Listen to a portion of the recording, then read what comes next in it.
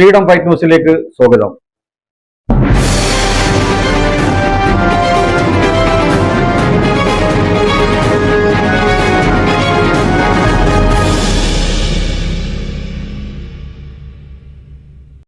സംസ്ഥാനം ഇളകിമറിയുന്നു. വ്യാജ കാഫിർ സ്ക്രീൻഷോട്ട് നിർമ്മാതാക്കളും പ്രചാരകരുമായുള്ള കുറ്റവാളികളെയും ഹേമ കമ്മീഷൻ റിപ്പോർട്ട് വേട്ടക്കാരെയും സംരക്ഷിക്കുന്ന LDF സർക്കാരിനെതിരെ സെക്രട്ടേറിയറ്റിനു മുന്നിൽ UDF പ്രതിഷേധ ധർണ.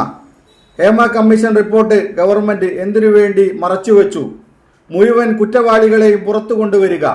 അഡ്ജസ്റ്റ്മെന്റ് ഇല്ലാതെ അഭിനയിക്കാൻ കഴിയുന്ന ഒരു സ്ഥിതി സിനിമാ ലോകത്ത് ഉണ്ടാക്കിയെടുക്കുക.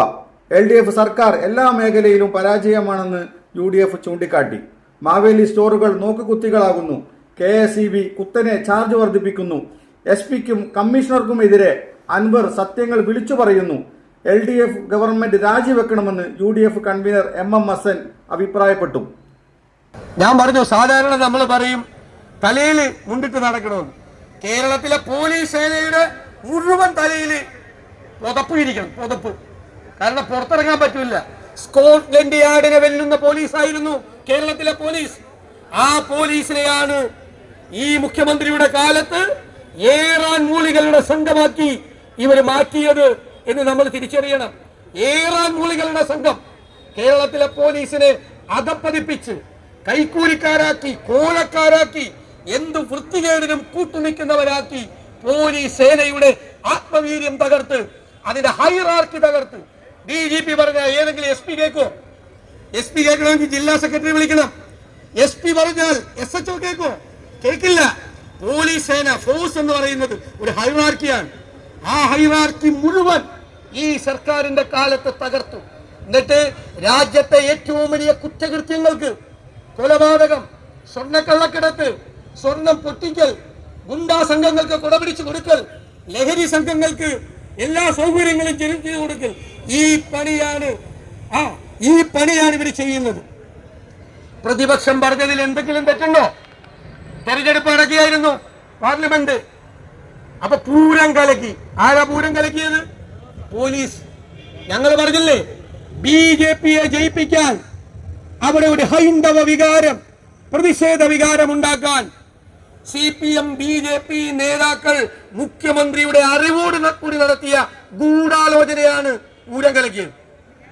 രാവിലെ 11 മണിക്ക് തുടങ്ങിയതാണ്. ഒരു കമ്മീഷണർ അയാളെ അഴിച്ചുവിട്ടിരിക്കുകയാണ്. ഞങ്ങൾ ചോദിച്ചു വന്നു. 2 മന്ത്രിമാർ ഈ മന്ത്രിസഭയിൽ തൃശ്ശൂരുണ്ട്, മുഖ്യമന്ത്രി കേരളത്തിലുണ്ട്. ഒരു കമ്മീഷണർ അഴിഞ്ഞാടി എന്നാണ് പറയുന്നത്. രാവിലെ 11 മണി മുതൽ പിറ്റേ ദിവസം വെളുപ്പാങ്കാലത്ത് 7 മണി വരെ ഒരു കമ്മീഷണർ അഴിഞ്ഞാടിയിട്ടും എന്തേ 2 മന്ത്രിമാർ മിണ്ടിയില്ല? ഈ മുഖ്യമന്ത്രിക്ക് ഇന്റലിജൻസ് സംവിധാനം ഇല്ലേ? ഇദ്ദേഹം അറിഞ്ഞില്ലേ? രാവിലെ 11 മണി മുതൽ പൂരം കലക്കാൻ പോലീസിന്റെ നേതൃത്വത്തിൽ ശ്രമം. അറിയാഞ്ഞിട്ടല്ല, രാവിലെ മുതൽ ഇതൊരു പ്ലാനാണ്, ഗൂഢാലോചനയാണ്. BJP-യെ ജയിപ്പിക്കാൻ. കാരണം എന്താ? എൻഫോഴ്സ്മെന്റ് ഡയറക്ടറേറ്റിന്റെ കൈയിരിക്കുന്നത് CPM നേതാക്കന്മാരുടെ പെടലിക്ക് കഴുത്തിന്, കരിവന്നൂർ ബാങ്കിൽ അല്ലേ? ഇപ്പൊ ആ പിടി അയച്ചല്ലോ. എന്തിനാ പിടിച്ചത്? CPM-നെ ഭയപ്പെടുത്തി, ധാരണയുണ്ടാക്കി, പൂരം കലക്കാൻ കൂട്ടുനിന്ന് നാണം കെട്ട സർക്കാരാണ്. BJP-യുമായിട്ടുള്ള ബാന്ധവം, BJP-യുമായി ബാന്ധവം. ഇപ്പൊ ഞങ്ങൾ പറഞ്ഞപ്പോ ഞങ്ങൾക്കെതിരെ വിമർശനം വന്നു, വെറുതെ പറയാന്ന്.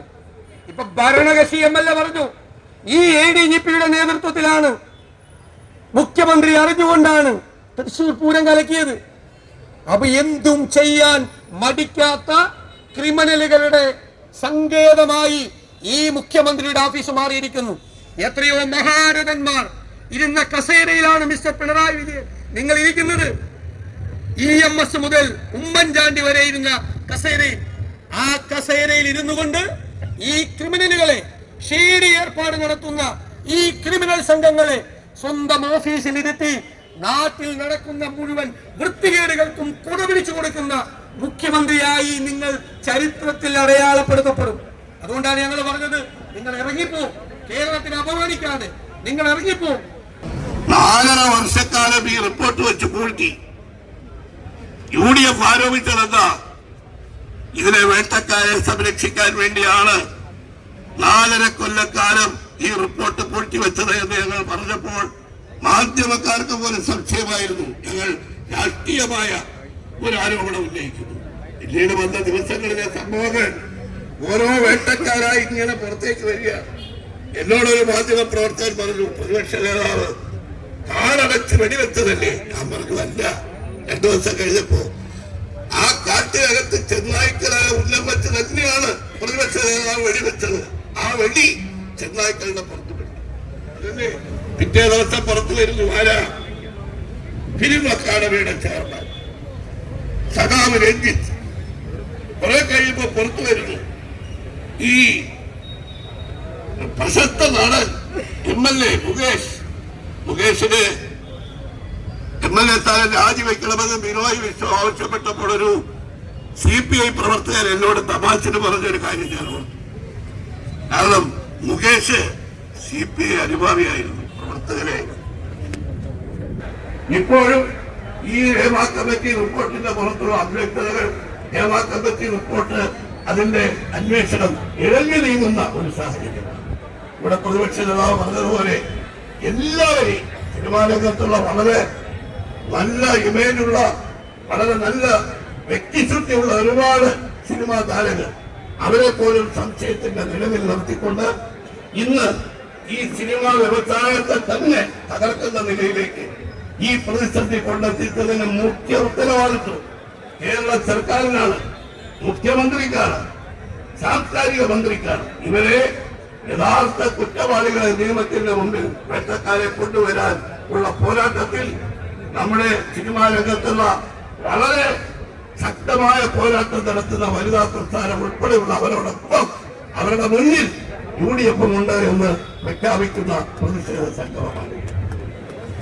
ഇവിടെ ഈ സെക്രട്ടേറിയറ്റിന്റെ വാതിക്കൽ തന്നെ സപ്ലൈകോയുടെ ഔട്ട്ലെറ്റുകൾ, ഒരു സാധനവും അവിടെ വിൽക്കാൻ, നിത്യോപയോഗ സാധനങ്ങൾ വിലക്കയറ്റം കൊണ്ട് പുറകുമുട്ടുന്ന ജനങ്ങൾക്ക് ആശ്വാസം കൊടുക്കാൻ കേരളത്തിൽ എന്നും ഉപകരിച്ചിട്ടുള്ളത് നമ്മുടെ സിവിൽ സപ്ലൈസ് സ്ഥാപനങ്ങളാണ്. അതെല്ലാം ഇന്ന് നോക്കുകുത്തി പോലെ സിവിൽ സപ്ലൈസിന്റെ ഔട്ട്ലെറ്റുകളെല്ലാം നിത്യോപയോഗ സാധനങ്ങൾ കുറഞ്ഞ വിലയ്ക്ക് കൊടുക്കുന്ന സാധനങ്ങൾ ഒന്നുമില്ലാതിരിക്കാൻ തുടങ്ങിയിട്ട് വർഷങ്ങളായി. ഈ സ്ഥിതിവിശേഷം ഇപ്പോഴും തുടരുകയാണ്. ഇപ്പോൾ ഓണക്കാലം വരികയാണ്. ഈ ഓണക്കാലത്ത് ജനങ്ങൾക്ക് വിലക്കയറ്റം നിയന്ത്രിക്കാൻ, ജനങ്ങളെ സഹായിക്കാൻ ഈ ഗവൺമെന്റിന് എന്തെങ്കിലും പരിപാടിയുണ്ടോ? ഒരു കാര്യം അവർക്ക് ചെയ്യാൻ പറ്റുന്നില്ല. 2, ഇവിടെ ക്ഷേമ പെൻഷനുകൾ കഴിഞ്ഞ ഓണത്തിന് പറഞ്ഞതാണ് ഉടനെ കുടിശ്ശിക തീർത്ത് കൊടുത്തു തീർക്കുകയാണ്. ഇതുവരെ കൊടുക്കാൻ അവർക്ക് കഴിഞ്ഞിട്ടില്ല. ഈ ഓണത്തിനും ക്ഷേമ പെൻഷനുകൾ പാവങ്ങൾക്ക് കൊടുക്കില്ല. പിണറായി വിജയനും ഇടതുപക്ഷ മുന്നണിയും ധനകാര്യമന്ത്രിയും അറിയുന്നില്ലേ ഈ കേരളത്തിലെ നെൽകൃഷിക്കാർ ആത്മഹത്യ ചെയ്യുന്ന സാഹചര്യം ഇവിടെ നിൽക്കുകയാണ്. അവർ ഈ ഓണത്തിനും സെക്രട്ടേറിയറ്റ് പടിക്കൽ സമരവുമായി വരേണ്ട ദുരവസ്ഥയിൽ കേരളം നിൽക്കുകയാണ്. നാളികേര കർഷകന്റെ കാര്യത്തിൽ നാളികേര സംഭരിക്കുന്ന ഈ സർക്കാർ തകർത്താനും കാർഷികമായ അന്താരാഷ്ട്ര മാർക്കറ്റിൽ വില കൂടിയതുകൊണ്ട് ഇടതുപക്ഷ സർക്കാരിന്റെ റബ്ബർ സംഭരണ പരിപാടി പൊളിഞ്ഞ് പാലിസായി. ഉത്തരേന്ത്യയെ പോലും നാടിപ്പിക്കുന്ന രീതിയിൽ കേരളത്തിന്റെ മതേതരത്വം കാത്തു സൂക്ഷിക്കുന്നതിന് പകരമായി അത് തകർക്കാൻ ഒരു കാഫിർ പ്രയോഗവും കൊണ്ടുവന്ന് ഈ കഴിഞ്ഞ ഇലക്ഷനിൽ ഇടതുപക്ഷ ജനാധിപത്യ മുന്നണിയുടെ കീഴിലുള്ള സർക്കാർ കാണിച്ച പേക്കൂടം നമ്മളെല്ലാവരും കണ്ടതാണ്. സുദീർഘമായ ഒരു പ്രസംഗത്തിലേക്ക് ഞാൻ കടക്കുന്നില്ല. എനിക്ക് മുന്നേ ഇവിടെ സംസാരിച്ച ബഹുമാന്യരായ നേതാക്കൾ പറഞ്ഞതുപോലെ കേരള പ്രവാസി അസോസിയേഷൻ ഐക്യ ജനാധിപത്യ മുന്നണിയുടെ ഈ പ്രതിഷേധ കൂട്ടായ്മയ്ക്കും ഇനിയുള്ള എല്ലാ പ്രവർത്തനങ്ങൾക്കും ഈ പ്രതിഷേധവുമായി മുന്നോട്ട് പോകുന്നതിന് എല്ലാവിധ ആശംസകളും നേരുന്നു. ഞങ്ങളുടെ സപ്പോർട്ടും ഇതിനാൽ ഉറപ്പുവരുത്തുന്നു. നന്ദി, നമസ്കാരം.